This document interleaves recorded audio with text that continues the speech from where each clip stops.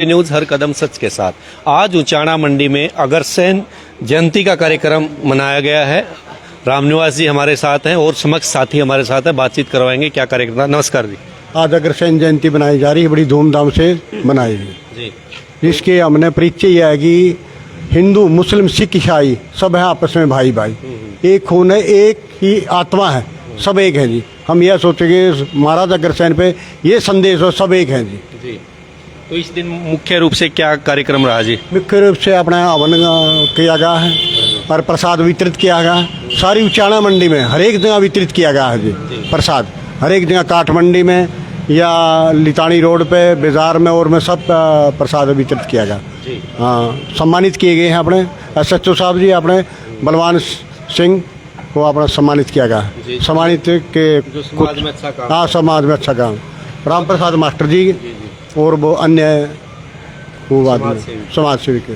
तो इस दिन मतलब खास कार्यक्रम ये था कि सम्मानित कार्यक्रम रहा, हवन रहा, प्रसाद बांटा गया।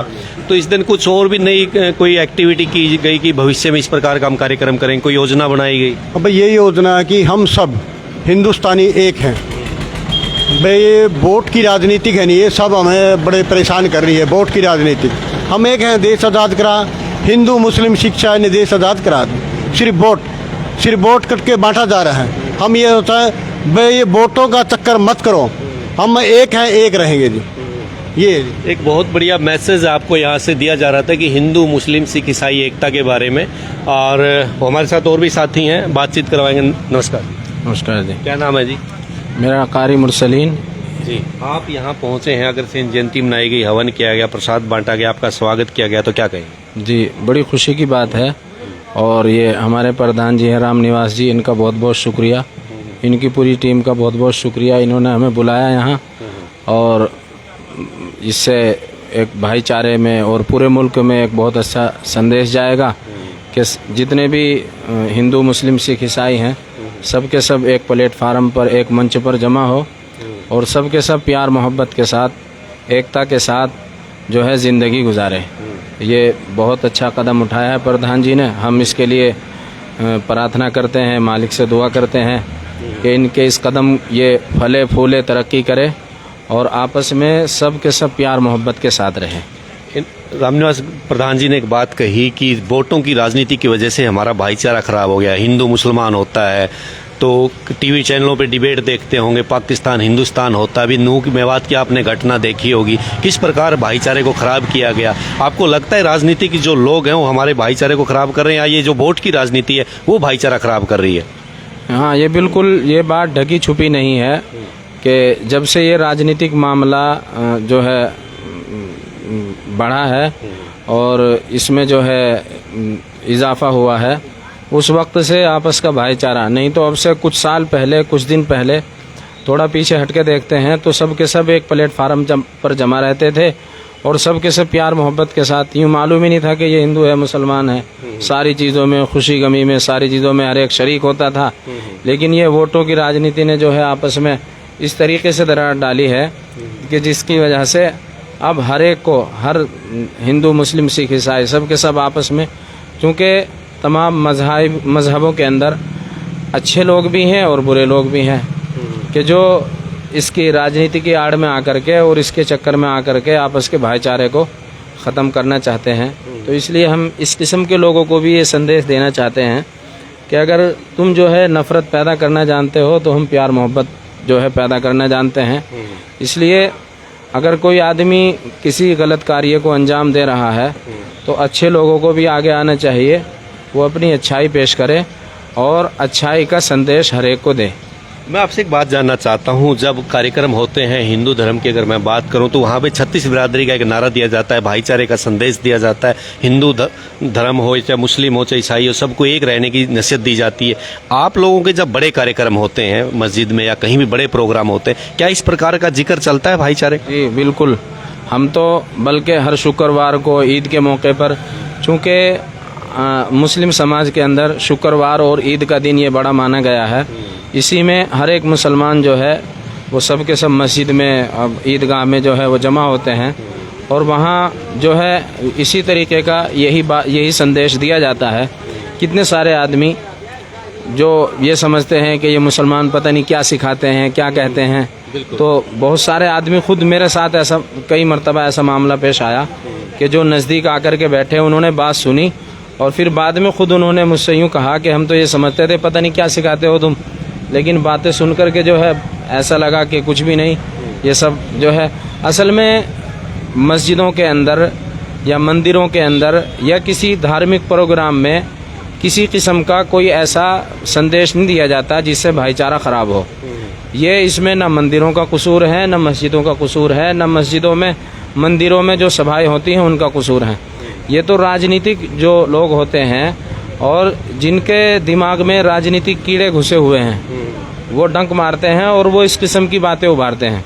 आपने देखा होगा जब जब भी इलेक्शन का दौर आता है, तकरीबन 2-3 साल कुछ चैन सुकून के साथ गुजरते हैं, और जैसे ये होता है कि अब जो है इलेक्शन नज़दीक आ रहा है, तो उसी मौके पे हिंदू, मुस्लिम, सिख, ईसाई उन चीज़ों को उभार करके और इस किस्म के दंगे कराना और इस किस्म की बातचीत करना, फिर वो एक ऐसी माहौल बनाने की कोशिश की जाती है, वो वोट बैंक की राजनीति की जाती है। इसमें बेकसूर लोग भी पीछे जाते हैं। जी, अक्सर व बेशतर बेकसूर ही पीसते हैं। जो दंगा फसाद करने वाले होते हैं, चाहे वो हिंदू हो, मुसलमान हो, सिख हो, ईसाई हो, वो तो एक साइड रहते हैं। नूह में भी बहुत बेकसूर पकड़े गए, हमने कवरेज किया। सब बेकसूर, सबके सब बेकसूर फंसे हैं। जिन्होंने कसूर किया है वो तो अब सुकून के साथ, चैन के साथ एसी में अपना आराम कर रहे हैं। तो लगता है जो नूह की घटना थी, एक राजनीतिक षड्यंत्र था। बिल्कुल 101% राजनीतिक षड्यंत्र था और राजनीतिक तौर पर ही उसको कराया गया। जी, अच्छे से जांच होनी चाहिए। हाँ, बिल्कुल अच्छे से जांच होनी चाहिए उसकी। जो भी दोषी हो, चाहे वो मुसलमानों में हो, चाहे वो हिंदुओं में, कोई भी हो, हाँ, उसको सजा मिलनी चाहिए, कड़ी से कड़ी सजा मिलनी चाहिए। अच्छा, आप उचाना क्षेत्र में रहते हैं? जी, मैं यहाँ उचाना मस्जिद में। तो आपको लगता है कि यहाँ हमारे उचाना क्षेत्र के अंदर भाईचारा है, या कोई ना हिंदू है ना मुस्लिम है, सब आपस में एक दूसरे के काम आते हैं? हमारे उचाना को ये खुशकिस्मती है उचाने की। अभी जब नूह का दंगा हुआ, उस वक्त नरवाना, जींद और हांसी सारे शहरों में जुलूस निकाले गए और एक गंदे किस्म के नारेबाजी और इस किस्म की सारी हरकतें हुई। लेकिन शुक्र है उस मालिक का कि हमारे उस उचाना के अंदर बहुत अच्छी तरीके से भाईचारा है। किसी किस्म का कोई जुलूस नहीं निकला, किसी किस्म की कोई बात नहीं हुई। सबके साथ यहाँ पूरी मंडी में हम घूमते फिरते हैं और हमारे और भाई भी सबके सब प्यार मोहब्बत के साथ। महसूस होता है कि हम जैसे यहाँ हिंदू बहुल्य क्षेत्र में रहते हैं, कभी हुआ महसूस? नहीं, हमने कभी महसूस नहीं किया और कभी इस किस्म का कुछ हुआ भी नहीं। कभी भी ऐसा महसूस नहीं किया कि इस किस्म की कोई बात जो है यहाँ होती हो। बिल्कुल, राजनीतिक लोग कहते हैं हिंदू खतरे में है, मुसलमान खतरे में, वो सारी वाहियात बातें। हाँ, वो सब वाहियात बातें हैं। न हिंदू खतरे में है, न मुसलमान खतरे में है। हाँ, बस वही खतरे में है जो ये बात जो इस बात की जो है ना आवाज लगाते हैं। नहीं सो अब ये अगर हिंदू खतरे में है तो प्रधानमंत्री देख लीजिए, जो है राष्ट्रपति देख लीजिए, सबके सब तो हिंदू हैं और सारे बड़े बड़े ओहदों पर अक्सर बेशतर हिंदू ही हैं। तो अब हिंदू खतरे में कहाँ से आ गया? हिंदू तो खतरे में उस वक्त होता जब मुसलमान जो है ना उस वक्त जो है प्रधानमंत्री थी और फला सारी चीज़ों पर थे, तो उस वक्त तो हिंदू खतरे में नहीं आया। सबके सब जो है ना प्यार मोहब्बत के साथ रह रहे थे। अब हिंदू खतरे में आ गया, सबके सब जो है प्रधानमंत्री खुद हिंदू है। तो असल में मामला हिंदू मुस्लिम का नहीं है। जैसे मैंने अभी बताया, जिनके दिलों में, जिनके दिमाग में राजनीतिक कीड़ा जो होता है ना, और ये भी 2 प्रकार का होता है। बहुत से राजनीतिक में ऐसे नहीं सबके सब बुरे हैं, प्यार मोहब्बत भी चाहते हैं, लेकिन बहुत से आदमी उनके दिमाग में इस किस्म की बातें होती हैं कि ये काम किए बगैर उनकी रोटी हजम नहीं होती और इसके बगैर वोट भी नहीं मिलता। तो इसलिए हम तो सबसे यही जो है दरख्वास्त करते हैं, सबसे अपील करते हैं कि सब के सब हिंदू, मुस्लिम, सिख, ईसाई सब के सब इन चक्करों में ना आ करके अपने भाईचारे को ख़राब ना करें। हर एक जो है प्यार मोहब्बत के साथ रहे। सबको यही संदेश देते हैं और हमेशा हमारी यही बातें होती है।